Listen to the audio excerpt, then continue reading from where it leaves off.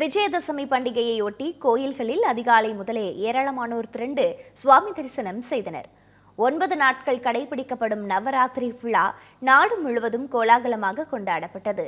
தமிழகத்தில் கோயில்கள் மற்றும் வீடுகளில் பொதுமக்கள் கொலு வைத்து அம்மனை வழிபட்டனர். நவராத்திரி முடிந்து 10வது நாளில் அம்பிகை மகிஷாசுரனை சம்ஹாரம் செய்து வெற்றி பெற்றதை கொண்டாடும் விதமாக விஜயதசமி கொண்டாடப்படுகின்றது. அதன்படி இன்று விஜயதசமியுடன் நவராத்திரி விழா நிறைவு பெறுகிறது.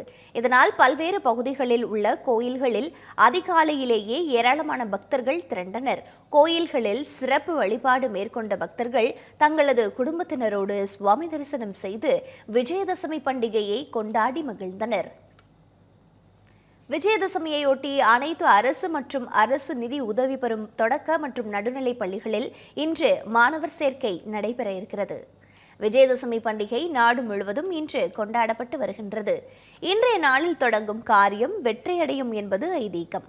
இதனால் விஜயதசமி அன்று பெற்றோர் தங்களது பிள்ளைகளை முதலாக பள்ளியில் சேர்க்க ஆர்வம் காட்டுவார்கள் என்பதால் அனைத்து அரசு மற்றும் அரசு நிதி உதவி பெறும் தொடக்க மற்றும் நடுநிலை பள்ளிகளில் இன்று மாணவர் சேர்க்கை நடைபெற உள்ளது. இது தொடர்பாக அனைத்து மாவட்ட தொடக்க கல்வி அலுவலர்களுக்கும் அறிவுறுத்தல் வழங்கப்பட்டுள்ளது. அதன்படி ஒவ்வொரு பள்ளியின் தலைமை ஆசிரியர்கள் மற்றும் ஆசிரியர்கள் தங்களது பள்ளிகளில் மாணவர் சேர்க்கை பணிகளை உறுதியாக மேற்கொள்ள வேண்டும் என அறிவுறுத்தப்பட்டுள்ளது. இந்த பணிகள் வட்டார கல்வி அலுவலர்கள் மூலமாக கண்காணிக்கப்படும் என்றும் அதற்கான நடவடிக்கைகள் உடனடியாக மேற்கொள்ளப்பட வேண்டும் எனவும் தெரிவிக்கப்பட்டுள்ளது. குலசேகரப்பட்டினம் கோயில் தசரா திருவிழாவை முன்னிட்டு இன்று சூரசம்ஹாரம் நடைபெறுவதால் பக்தர்கள் குவிந்து வருகின்றனர்.